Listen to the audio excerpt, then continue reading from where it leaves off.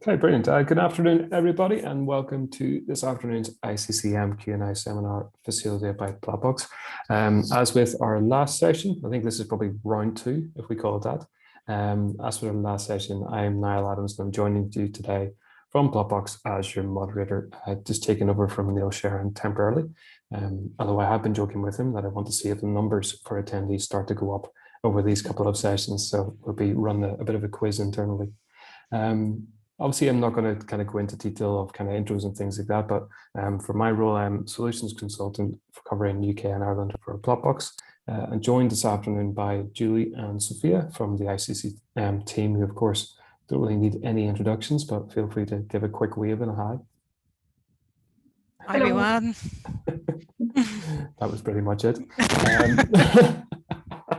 So on our last session, our last Q&A, I found it incredible, really, really interactive, lots of questions coming back and forward. And I think that's actually just following on with that this week. We've built out the questions a bit further, and we want to keep that level of interactivity as we go forward. So really, I'm going to be sitting pretty quietly. I'm going to be keeping an eye on the Q&A. So if you have any questions for Julie or for Sophia as we go through this, please drop it into the Q&A. Or into the chat. I'll be keeping an eye on that. We'll make sure to raise and cover as many of those as we can.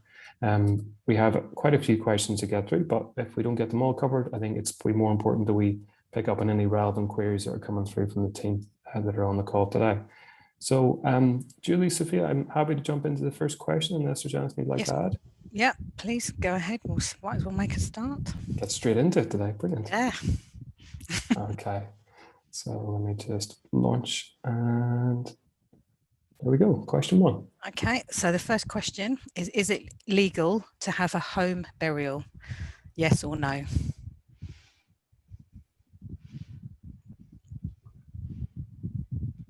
A few minutes to place your votes here. I can see, just while we're doing this, Ruth, I can see you have a hand up, and I'm not sure if you have a question. If you do, I can't hear you. Just pop it into the chat and I'll pick it up for you. Go. Okay, so we've got good response to this so far, and I think we can call that now. Just give it one more second. Okay. Brilliant. There we go. And share. Oh, that's a very good response. So 80, isn't it? 89% say yes and 11% say no. So the correct answer is with the 89% that said yes, it is perfectly legal to have a home burial. And believe it or not, there's not a huge amount of regulation that sits behind home burials, surprisingly. So we can have a bit of a discussion around what that is. So first of all, you must be the landowner, own the freehold of the land. You should check actually with a solicitor that there's nothing on the covenant on the deeds to say that the land that could prohibit burial on your land. So there might be something in the deeds already. There's some environmental restrictions, so it can't be buried near certain water bodies. So for example, I've got 250 meters from a well or borehole, 10 meters of running water of a drain or ditch or water course. They've been probably unlikely to be buried in waterlogged or poor draining ground. Other considerations are things like electrical and other services that might be running through your ground. They have to be avoided. It's advised to liaise closely with the environmental health. Also advised to contact the police to make them aware, just in case someone thinks you're burying bodies. You end up on Crime Watch. Also, if numerous amount of burials are planned on your land, you should consult your planning authority, because essentially it could be you're changing the use of your garden for something else, which is principally a cemetery. So they may have objections to that. Other things to consider: the value of your property may be affected. You would obviously, if you're ever going to sell your property in the future, that's not really a good thing to list on Rightmove, along with your double glazing and your bifold doors that you've got someone in your back garden. You have to follow the same process in terms of registration. So someone would need to register the death. You would get that green certificate that or coroner certificate, depending on how that person died. You would be responsible for returning the Part C back to the registrar to say the burial has taken place. All that still applies.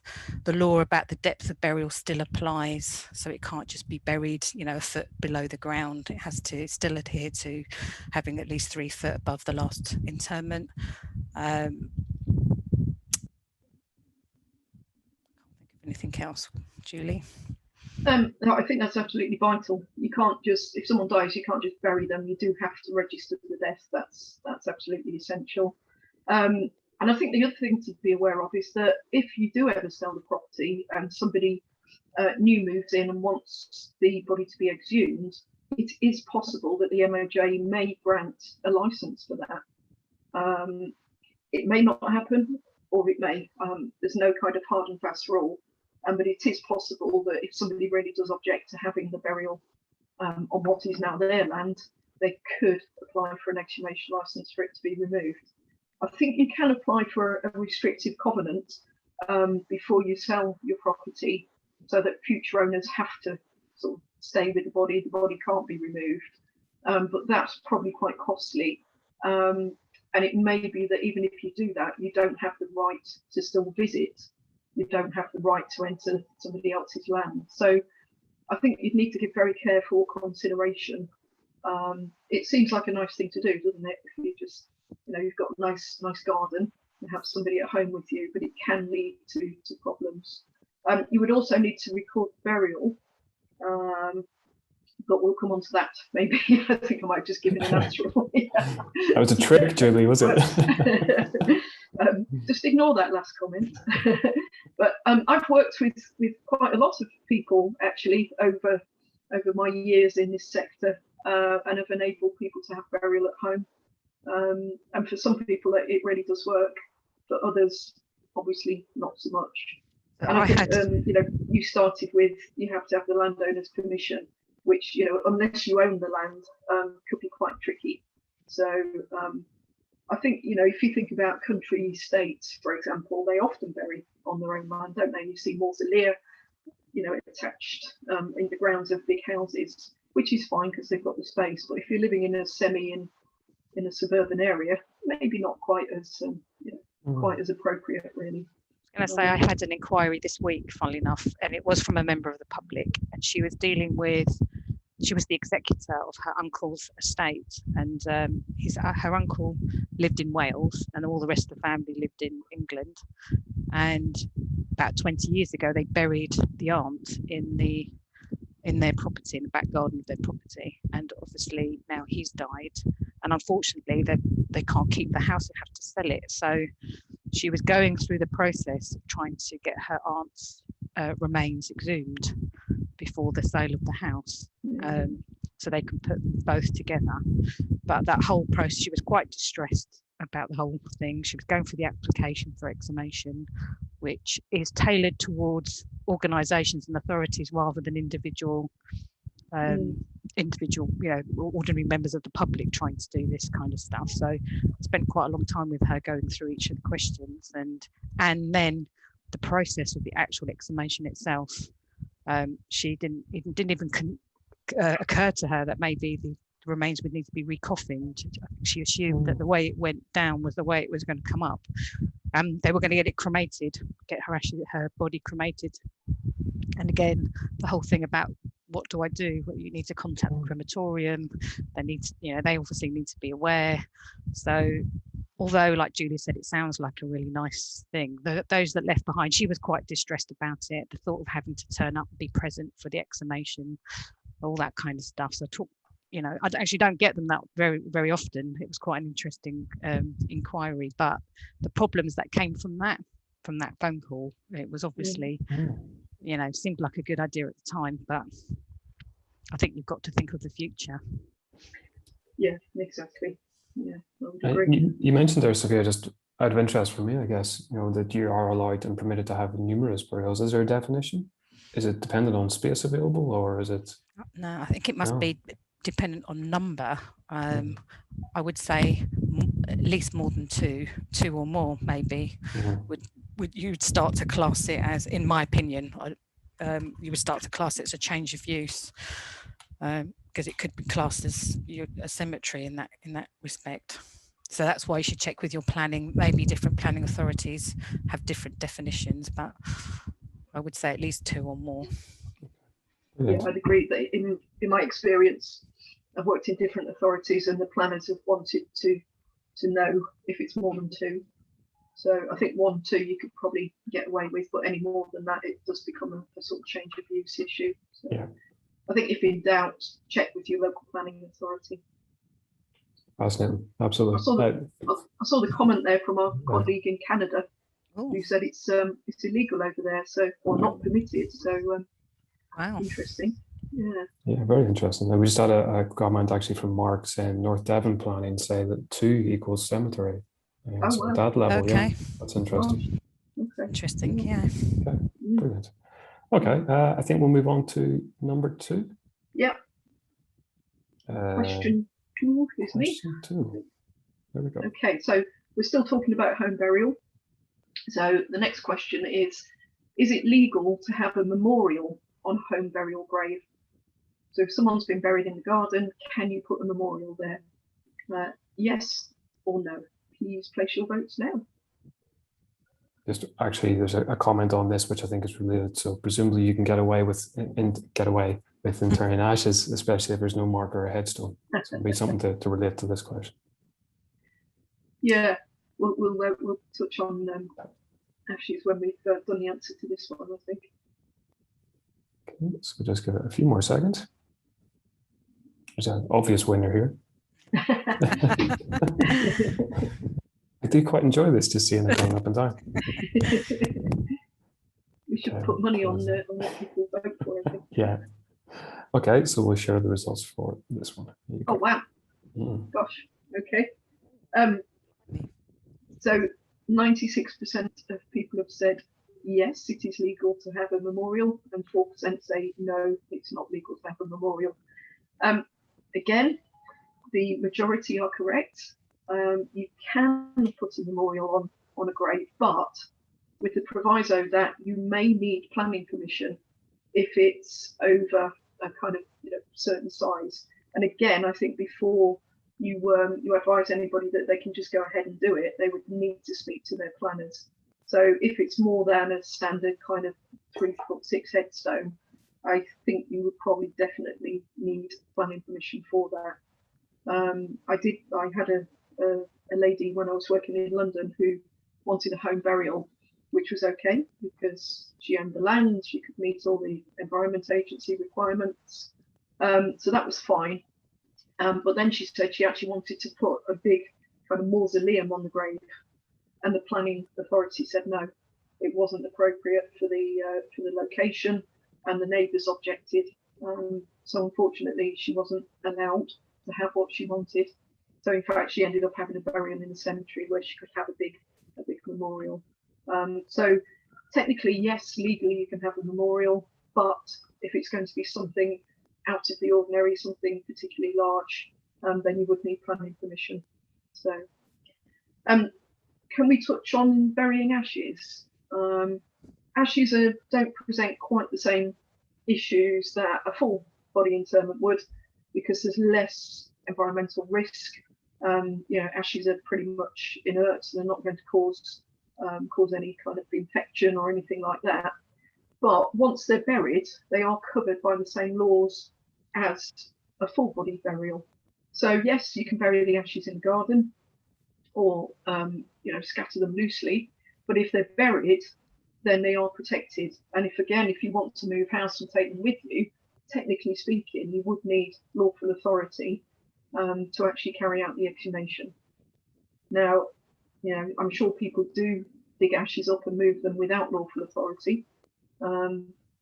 If they do, that's at their risk. If somebody is asking you for your opinion as to whether they can do that, you would be advising them that they shouldn't do that without lawful authority. And in England, the lawful authority is a Ministry of Justice licence, as it is in Wales, slightly different in Scotland. But you would still need authority for those ashes. So once they're buried, they're protected by law. Brilliant. Okay. Just a couple of comments coming in there from Brent Stevenson. So firstly, I believe the height criteria requiring planning is 6 foot, the same as a max height for a boundary fence.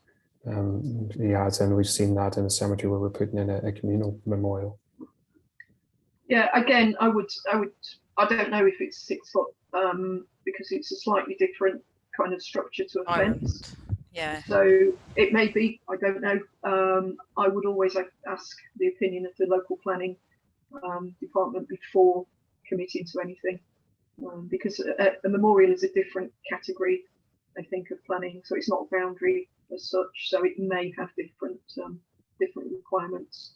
It's always best to check, I think, rather than assume, because there'd be nothing worse than having it made and fitted, and then somebody complains, a neighbour doesn't like looking out their bedroom at it and complains, and it's, then it has to be removed. That would be so distressing for the family. So if in doubt, check. Okay, brilliant. So moving on to question 3, which is the last question we have on home burials. So let's launch. Okay, so does the burial, again, we're still talking about home burials, have to be registered somewhere? Yes or no? Hopefully the earlier conversation deleted from your brain. Sorry about that. I've been so careful. We Jedi everyone, they won't remember.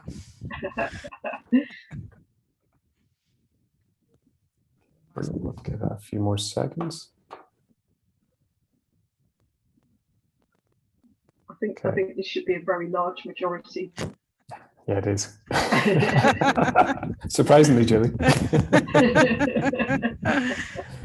Oh, dear. Yeah, brilliant. Well, at least you know people are paying attention. Okay. Oh, okay. So 90. Just to be difficult. 93% say yes and 7% say no. Surprisingly, the 93% are correct. You do have to register it. There is a requirement to record the burial on the deeds of the property. I think that's in accordance with the registration of the Burials Act 1864 or something like that.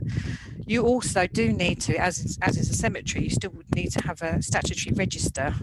So even if that's on a notepad, like you do, like cemeteries keep registers, you would need to keep a register of the burial, and you also would need a map and a plan as to where that burial is sited in your land, like we do have with a cemetery. So exactly the same way as a cemetery, you would still need to create those things for that burial in your back garden. And like I said, it needs to be registered with land registry to say that there is a body in the back garden. I think the plan is really important as well, because it'd be awful if you forgot where you had the burial, and then perhaps did want an exhumation later on. You don't want to be digging up the entire garden looking for the burial. So it's important that it's referenced accurately, and as Sophia said, kept with the important document. I'm not sure you can amend deeds anymore. I think you can keep documents with them. But I think might all be electronic now. Yeah, it's all online, isn't it? So yeah.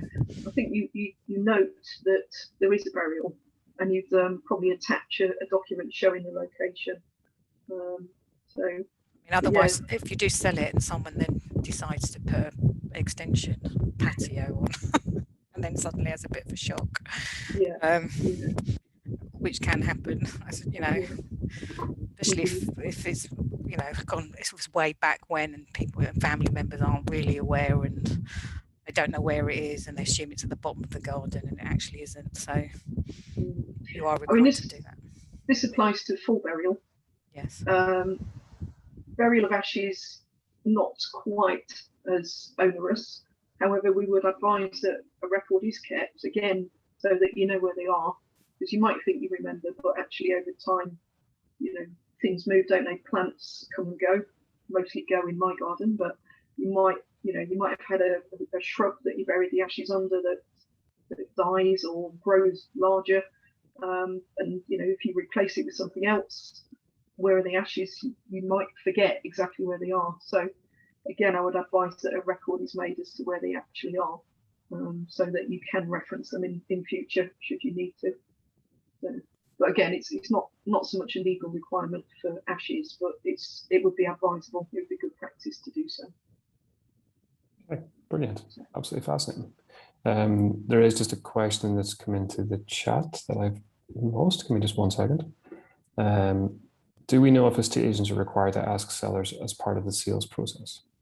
I don't think I don't think estate agents are required to ask. But I haven't moved house for 5 years because I'm never moving house again because it's so stressful. But I remember we had to fill in a huge, great list of questions and list anything that had the potential to cause problems in the future. So I think you'd probably be obliged to do, as the seller of the property, I think you would be obliged to declare it when you're selling the house, because it is something that could come back and bite you later on. So I'm not sure that the estate agents are obliged to ask the question, but I certainly think that the seller would be obliged to disclose that information. If anyone's moved house more recently, can you? No, I did actually 2 years ago, but that's in Northern Ireland where the rules are different. And I don't recall seeing anything about burials in the garden, so I might need to check. Okay. Well, for future reference, Niall, if next time you move. I think it's one of those. It's not one of those questions that up on people's radar normally, is it? I mean, even as a estate agent, I bet it never crosses their mind. That's a question they should be clarifying with somebody if they've not, because it's not always the same person. They may not read the documents. It's just you're several people in an office, aren't you? You go out basically and show people a house. They don't necessarily know the ins and outs of the status of that house. But I don't think it's something that ever crosses people's minds. I think if it's a flat on the 5th floor, you're probably pretty safe. Under the floorboards. That probably. Probably, yeah. They might have a window box, I suppose. Okay, brilliant. So I think there's some good questions around home burials. We're now going to move on to cremations. So let's launch question 4. Yeah, we just got a few around cremation, not necessarily exactly about the cremation process, but the first couple relate to metals. And if anyone's got a crematorium or is working in a crematorium, you may be familiar with the ICCM recycling of metals scheme, which was introduced several years ago now, where any metals remaining after cremation are recycled through a national scheme. And the money raised from the recycling of the metals is then donated to bereavement-related charities that are nominated by the participating crematoria. And this year we reached our £10 million mark. So you lovely people who are part of the scheme and the bereaved people who give permission for the metals to be recycled have helped raise £10 million for bereavement charities, which is just incredible. That's incredible, yeah. So really, really good news story. So we're sort of going to ask a couple of questions around the metals. So the first one is, can the applicant for a cremation ask for any metals remaining after the cremation to be returned to them? So can they have any metals back following the cremation? Answer yes or no. Place your votes now. It's a clear winner here. Okay, just give it a few more seconds. Okay, brilliant. Thank you. It's been overwhelming. Yeah, we've been a bit one-sided. Whoa, yes, very good. So 96% of people say yes, they can, and 4% say no, they can't. Again, the vast majority are correct. So the applicant for cremation does have the right to ask for any metals remaining after the cremation to be returned to them. In my experience, not many people do. I remember 2 in particular. I think I've probably had about 6 in my 20-odd year career. One was the family wanted a hip joint. They only wanted the hip joint. They didn't want the rest of the metals. But the hip joint was belonging to their father, who was crazy mad about classic cars. and they wanted to turn the hip joint into a gear knob for one of his cars. So, I mean, it's not up to us to judge what they want to do with the metals. The other was a carpenter who, again, wanted a hip joint because they found them really useful when they were hanging doors, because you could put the pointy bit under the bottom of the door and then stand on the roundy bit to kind of help adjust the door. Unfortunately, he wasn't the applicant for the cremation, so he did actually refuse on that occasion. But he said, you must have how did he find that out? I'm amazed you even know what they want to use them for, Judy. That's... Well, I'm nosy, I suppose. But we felt that wasn't appropriate on that occasion because, as I say, they weren't the applicant. They were just somebody asking for a hip joint. And then I have to say, some of the times people have taken the metals, but we don't always ask what for. But they were two that really stood out to me. But yeah, it's, I think I don't quite know what people are going to do with them, to be honest. If they do ask for them back, not that it's not our concern, as I say, but in my experience, most people don't ask for them. Most people are happy for them to be recycled as part of the scheme, and certainly when they find out about the good that comes from that, because obviously the money is one side of it. Raising that amount of money is fantastic and it helps so many people, but you've also got the environmental benefit, because the more metal that can be used, reused or recycled, you're not then mining fresh ore.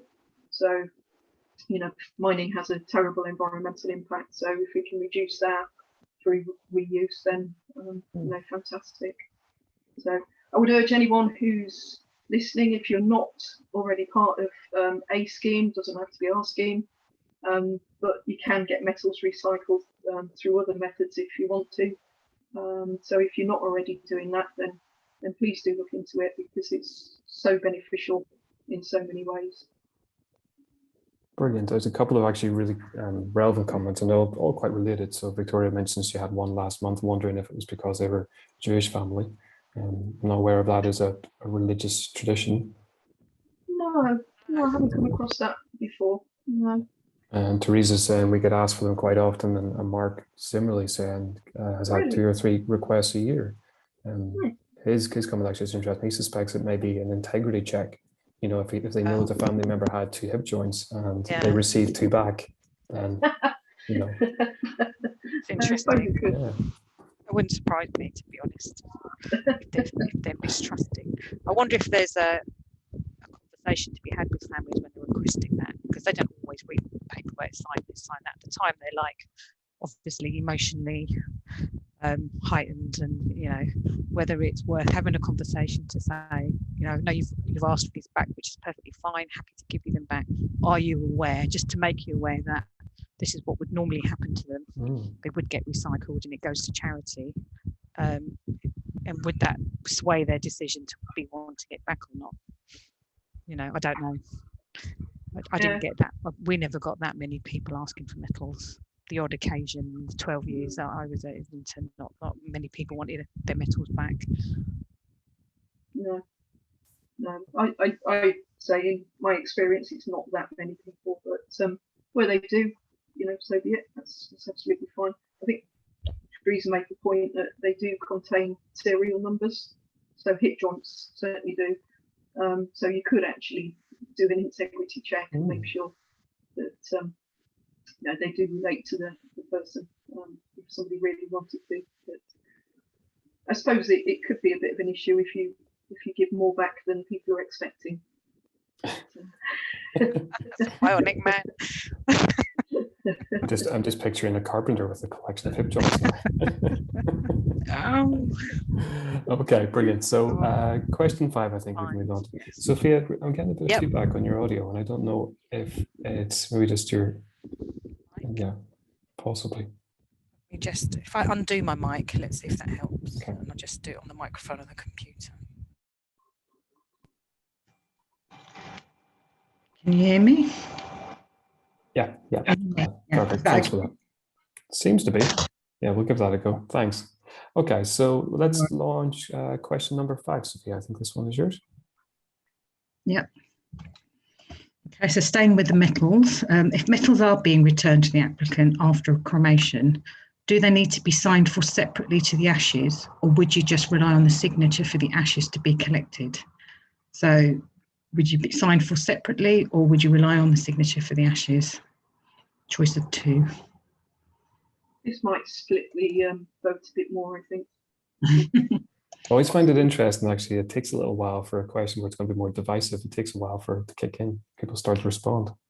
We try and make the questions fairly straightforward, but some do require a little bit of thought, I think. Okay, we'll give Some go, one. what do we do? Some go, oh, let's check what we do. Apologies to any people listening who are not cremation authorities, but I hope you find it interesting anyway, and perhaps learn something from it. So, and have a go. If you're not sure of the answer, then it's perfectly fine to have a guess. We won't ridicule anybody. We do try and mix them up, don't we, between cemeteries and crematoria, and something for everyone. Something for everyone. Pick and mix. It is, yeah, absolutely. So we'll share the results for question 5. There we go. It is very split down the middle. So 53% say signed for separately, and 47% say they rely on the signature for the ashes. So interesting, split almost down the middle. We always give guidance that they should be signed for separately. It's not a legal requirement, but it's best practice to have a separate signature for the metals as for the ashes. I mean, Form 1 gives you the, there is a bit on Form 1 that asks you what the applicant wants to do with the ashes, and that's a standard form. There isn't anything on the Form 1 that will say anything about metals. So it would always be advisable to check just to make sure that the right person is signing for that. Like Julie said earlier, that other person that requested the metals wasn't the actual applicant. So we would recommend that it be signed for separately, although it's not a legal requirement. So there was actually no wrong or right answer on that one, was there? No. So it was a bit of a trick. It was a trick question. So I'm pleased to see it's split equally, actually, because I suspected that would be the case. So well done, everyone, for confirming my expectations. No, so yeah, not there's legal and there's best practice, isn't there? So we always try and be clear between the two. But I think it's important to get a separate signature just in case there's an issue later on. So you know, the more the merrier, I think, in this case. I think there's a comment from Teresa there just backing that up. You know, we would not hand over anything other than to the applicant unless they give their prior permission, which I think absolutely makes sense. Yeah, I think that's the key thing at the end of the day. As long as you're ensuring and you're satisfied that the applicant has given permission for whatever that might be, I think that's the key point of it all, really.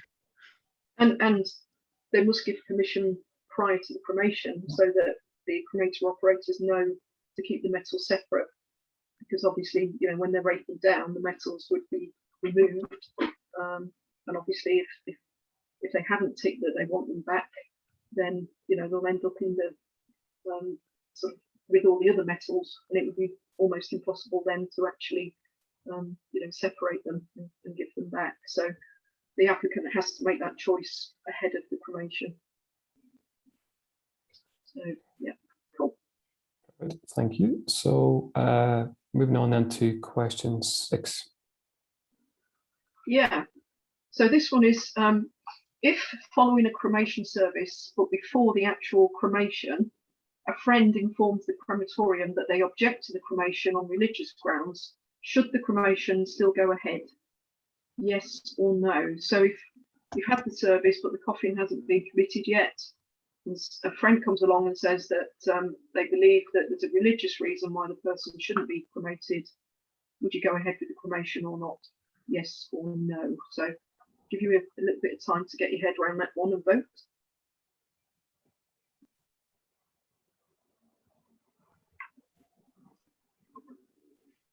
Give that just a few more seconds.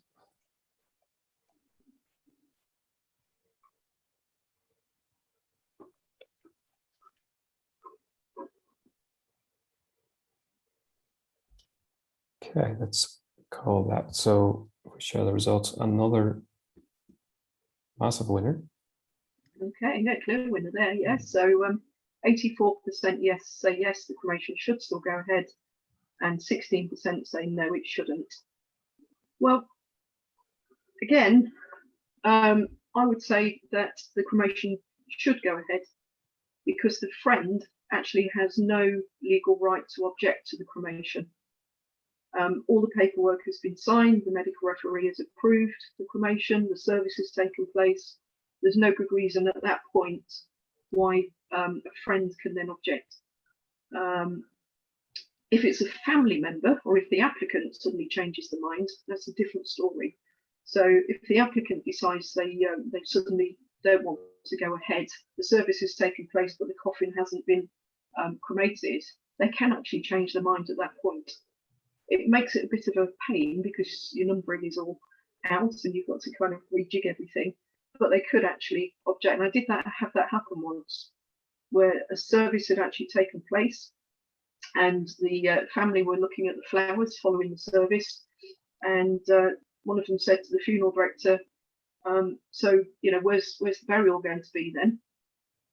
And the funeral director said, what do you mean? And they said, well, where's the grave? And they said, it's not, it's a cremation. And they said, but we wanted a burial. So we very rapidly had the funeral director run into the crematory and say, don't cremate this coffin. And the family, I don't know how it happened, but the family desperately wanted a burial, not a cremation, but had been going down the cremation route. So Wow. we had to stop the cremation. Well, we hadn't started. We had to not cremate the coffin and then arrange for it to be buried instead. So it was doable, but obviously it causes quite a bit of sort of hassle on the day. But it's important that, you know, it was the applicant who asked for that. If it had been a friend, then we would have said, no, sorry, you know, the cremation will go ahead. So a friend really doesn't have the right to object. I think it gets a bit confusing sometimes because some of our inquiries might be from other family members where there's been a dispute within the family. You know, there's some kind of feud going on and they're objecting to the funeral taking place for whatever their reason is. And occasionally we get those, are we supposed to stop the funeral going ahead because there's been this, you know, it might be, they might go into detail about what that reason is. And on the surface, you may think, well, that sounds reasonable. Why, you know, if we cremate this person, then all the evidence is gone or whatever. But actually, if it's all, like Julie said, if it's all gone through, and there is an applicant and the medical referees checked it and it's signed, disputes in family shouldn't be the reason necessarily, well, something should be stopped or gives you the authority to stop it. Unless there's a lawful or legal reason and you have an injunction of some description, you know, saying to you can't cremate this body, then you should just go ahead, generally speaking. Obviously, individual cases should be looked at, but that comes up quite often where there's been disputes with people wanting to stop cremations happening. Nick's asked a really interesting question, actually. Like, I guess this is probably an outlier, but if it's a public health funeral, would you then take advice from a friend? I probably would before the service. So if you know, you as part of the public health funeral, you would make as many inquiries as you could prior to the service. So if a friend, if your default position was cremation, and a friend came along and said, look, we had many conversations where he said he wanted to be buried, then I would say yes, you would go for burial. Because there's evidence that the deceased person would have wanted burial. And under the Section 46 of the Public Health Control of Disease Act 1984, you can't cremate someone where you know that they would prefer to be buried. So in those circumstances, yes, I would. Ideally, that would happen before the actual cremation service. So I think if it happened following this service, then you know that's probably a bit too late. But again, it might depend on the circumstances. But generally, yes, I'd take a friend's advice. If there's no other family members, I would take a friend's advice before a cremation service was booked. for the service, yeah. And actually Mark's then added to that. So he had a public health funeral, but his son objected. He kept trying to get the police to investigate. They refused. So in the end, they did cremate with the police on site, and after a lot of legal advice, it took 18 months. Yeah. Gosh. That's a very sad situation, isn't it? But again, that, you know, the Public Health Act can be used for that purpose, where family are refusing to make funeral arrangements. Then the local authority can step in and use the powers under Section 46 to cause the body to be buried or cremated. We hope it never gets to that, and I know Mark would have done everything he could to try and persuade the son to, you know, there's clearly some sort of issue. Maybe the son, you know, felt that his mum wasn't cared for enough, or, you know, there might have been foul play in her death. And it's very hard, isn't it? There's been quite a few quite high profile cases like that, where family just don't want to let go, and the local authority has to step in. It's a very difficult situation. Difficult for everybody, actually. Yeah. Okay. Question 7. We'll move on. So launch this. Okay, so question 7, can a coffin be taken out of a crematorium chapel once it has been committed? So yes or no?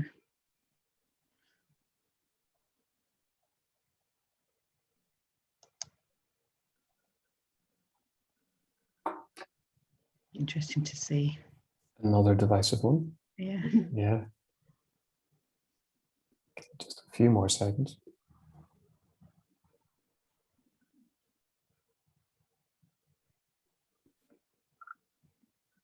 Okay. Again, very nearly split down the middle. So 54% say yes, 46% say no. It is quite split. And actually it is a question that comes up quite often about what people think they can and can't do. And the actual answer is yes, you can remove a coffin after it's been committed to the chapel. Normally, it's best practice, code of practice says for lawful reasons you can. So there's often been occasions when I was running a crem where there might have been issues with the paperwork or couldn't get it to us in time. So they might have a service and then have the cremation done at a later time. At that point, the funeral director might take the coffin away and bring it back. So it can go into the chapel physically and come out of the chapel, sometimes even for burial chapels. So you'll have a coffin going in for a service at a chapel for burial. Obviously it has to leave the chapel to be buried. So there are a number of different reasons why you might go into the chapel, you know, have a service and have the coffin actually get removed. So it's not against the law to do that. You can do it. We normally recommend for a lawful purpose rather than just, I can't see any reason why you would want to remove it otherwise. Yeah, unless, as you say, Sophia, they might be having a service and then cremation at a later date, possibly. Yeah. It might be the wrong coffin. Yeah, it might have the wrong nameplate on. It does happen occasionally, not too often, thank goodness, but it can happen. So you know, you wouldn't want to say, well, you can't take the coffin back when it's, you know, it's got the wrong details on it. So there are circumstances where it's perfectly acceptable too. But I think it's one of those myths that sort of circulate in our sector, isn't it? That it's illegal. It's not illegal. As Sophia said, the sector codes of practice say that it should be for a lawful purpose, but you know, it would be, wouldn't it? Because there's nothing in law that you can't really do. So it's one of those myths, I think, that we need to bust. So I think because that impression or that conception that we all think once it crosses the threshold of the chapel that we as the authority are responsible for everything then thereof that then happens. So if you then try to remove the coffin, that comes down to the authority. But again, that's not strictly true. I mean, you're responsible for everything that happens on your site from the moment they step through your gates, quite frankly. So, and I think as long as you know what's going on, the applicant knows what's going on, you know, there's nothing untoward. Because there have been occasions, say, sometimes we might have to open the coffin where the applicant might say, oh my God, they've left that ring on, and I want that ring back, it can't be cremated, and the funeral directors realise it's still on the body, for example, there might be a reason why that coffin would need to be opened on your premises. And again, that's not illegal to do that as long as you have the permission of the applicant. Normally, again, yes, I said it would be the funeral director that would open that coffin, remove it, and put the lid back on again. So there are a few things I think that come up which people think we're just not allowed to do this, but actually in practice you are. Yeah, absolutely.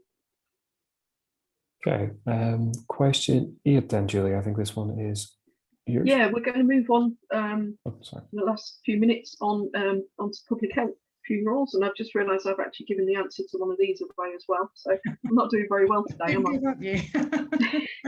Not this first question though, I hope. So the first one is, if someone has already registered a death, but then refers the case to the local authority under section 46 of the Public Health Control of Disease Act 1984, is the authority obliged to cause the body to be buried or cremated? So basically, if someone's already registered the death, can they then refer it to the local authority? Yes or no? And again, apologies if you're not responsible for public health funerals where you work, but again, I hope this is useful and that you may learn something. So place your votes now.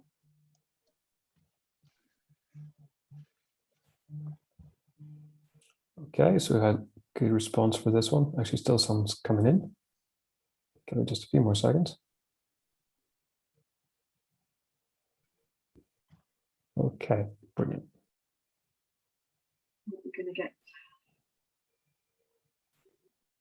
Okay, so 77% of people say yes, the authority would be obliged, and 23% say no, the authority wouldn't be obliged. Well done again, the majority. I would agree with you that the local authority would still be obliged to make the arrangements because no other arrangements have been or are being made. Registering the death is just that, registering it. It's not actually making funeral arrangements. So somebody could register the death and then say, I'm not going to do any more than that. That's all I'm going to do. I'm not making arrangements. Therefore, I'm going to refer it to the local authority. And section 46 obliges the local authority to cause the body to be buried or cremated where no other arrangements have been or are being made other than by the local authority. So if somebody isn't making funeral arrangements, then it's down to the local authority. I know some authorities say that if the death has been registered by somebody, they won't accept the case. I personally think that's quite dodgy, and if challenged, I think the authority would lose. So registering the death doesn't mean accepting responsibility for the funeral. So well done, the majority. Okay, brilliant. And then question 9. So moving on.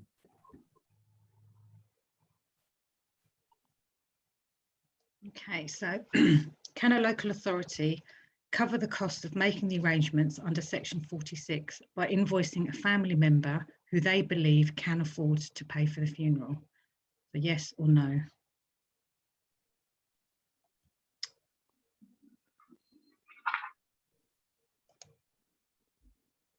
Okay, brilliant. Some good votes coming in for this one. I'd be interested to know, actually, Sophie, is there a time limit on this? You know, is there a point in time? Does it have to be before the service or after? No. No. No. Okay, so we've had good responses. We can end this poll and I'll just share the results. Gosh, so 24% say yes, they can invoice a family member. 76% say no, they can't. So the answer is no, they can't invoice a family member. Once they've undertaken to arrange that funeral, really they don't do any financial assessments on people. There is actually very little that in law actually that are required to do. So if somebody just says to you, or a family say to you, well, we just don't have the money, we can't afford this, and they pass the responsibility to the authority, the authority aren't obliged to do bank account checks, to check your income, to check what you earn as a family or a next of kin or whatever that might be. So they literally just have to take your word for it, which I found astounding really in today's world, given everything else is you're assessed for everything else in life. You know, any kind of benefit you want, you're assessed for in terms of what you're allowed to get and what thresholds you are, but not with public health funerals. If you basically say you can't afford it, and they've undertaken it, they haven't got the right to invoice you if they believe you might be able to afford it. The person referring doesn't even have to give a reason. They could just say we're not making the arrangements, and that's it. They don't have to give any other information if they don't want to. Really? Yeah, seriously. And the local authority can only recover their costs from the estate of the deceased person.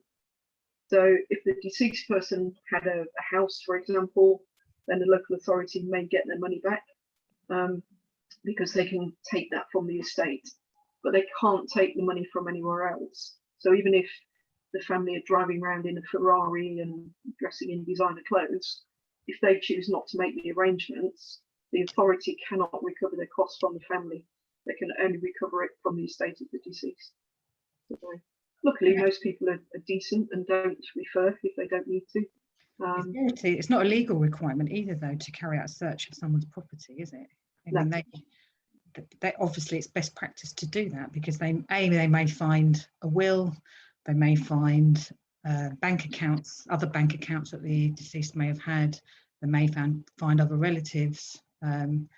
And you know, if you're doing what you can to trace people who may eventually want to arrange their funeral themselves and pay for it, obviously it's best practice too. But it's actually not a legal requirement either to go and search a deceased person's estate or house or flat or whatever it is they're living in. So again, you just made my day, Teresa.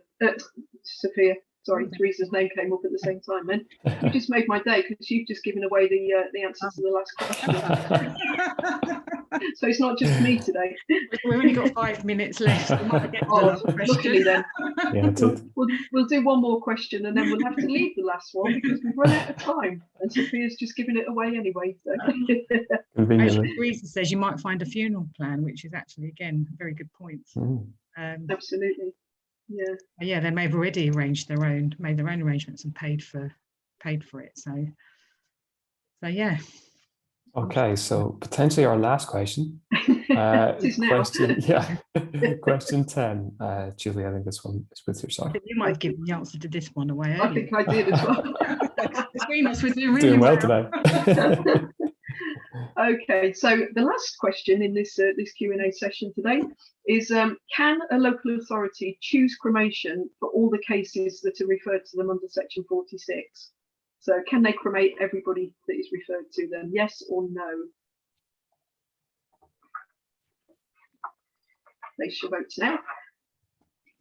Okay, and just while we're doing that, if there's any last questions from the audience that you want to raise, I think we might have a few moments left before we finish the webinar. So if you have any remaining questions, do feel free to add them into the Q&A. Okay, perfect. So we give this one just another couple of seconds. And we can close. Okay, share results. Okay, so we've got 30% of people saying yes and 70% of people saying no. And once again, the majority are correct. The local authority cannot choose cremation for all the cases that are referred to them. They can choose cremation as their default position, but Section 46 actually has a clause in there that says that the local authority cannot cremate somebody where they know that cremation would be contrary to their wishes. So generally that's going to be religious grounds, mostly. So people of Muslim faith, Orthodox Jewish people would not be cremated. You would need to provide a burial for people of those faiths, or for anyone where it's clear that they didn't want to be cremated. So if they've left a will, if they've left written instructions anywhere, if in talking to family and friends they say we know that they always talked about wanting to be buried, then you would need to use that and choose burial rather than cremation. So it would actually be against the law to cremate somebody where you know, under public health like this is, where you know that it was contrary to their wishes. So well done again, the majority. Okay. And the last question was going to be about tracing relatives. So Sophia very well covered that. Well done, Sophia. So. You could have put it out there anywhere, Sophia, just to see. Yeah, at least to get the information out there before 4 o'clock. So. One last question, maybe that's come in from, oh, sorry, I've lost the name. From Jenny, apologies. So is there a central register of funeral plans in the same way that there is for wills? Register of funeral plans? Not that I'm aware of. Not that I'm aware of either. No, that would be a good idea though, wouldn't it? Be an excellent idea. Absolutely, yeah. I know there's quite a lot of different providers. So it may be that if you were to contact, say, Golden Charter, they may be able to look through their register. But if it wasn't a Golden Charter funeral plan, if it was a different one, a Dignity one, or whoever, I don't know more to be honest, but I'm sure there's lots out there. But no, I don't think there is a central register. Oh, hang on. Sarah's saying a funeral planning authority. Okay, interesting. Okay. Do they hold a register, Sarah? Do you know? I'm gonna have to look. I'm going to Google it. Funeral planning. Gosh. I know it regulates, but whether they actually provide a register or not, I'm not sure. That might be something we have to look into and come back to you on. Yeah. Okay, brilliant. And there was one last comment from Mark. I just said he found it interesting that an executor can choose to ignore instructions, or can ignore in that case. Yes, an executor can ignore instructions in a will. Yeah. I think one of the things we've spoken a little bit about the Law Commission, who are about to 2 years ago, start on a review of burial and cremation law. They're calling it a modern framework for the disposal of the dead. And if you look on their website, one of the things that they promise to do is to actually change that and to make it that if you express your wishes in a will, that those wishes have to be followed. So at the moment, Mark's absolutely right. The executor can ignore funeral requests, but that may well change when the law is reviewed. Okay. But I'm going to look into that funeral planning authority. So thank you for that, Sarah. Thanks, Sarah. Okay, well, we've just made it to 4 o'clock, so I think we've answered all of the remaining questions. I haven't left one behind like I did last time, Julie. But certainly I would think we've also given away some free answers, so we've done well.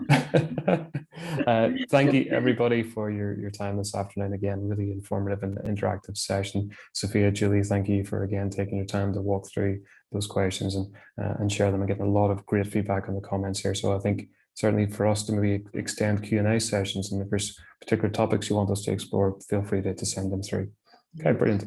Thank you, everybody. Have a great day and enjoy the rest of your afternoon. Thanks, everyone. Cheers, all. Thanks, everyone. Bye-bye. Thank you, Niall. Thank you. Cheers. Bye-bye. Okay. Thanks, Niall. Bye-bye. Bye-bye. Bye.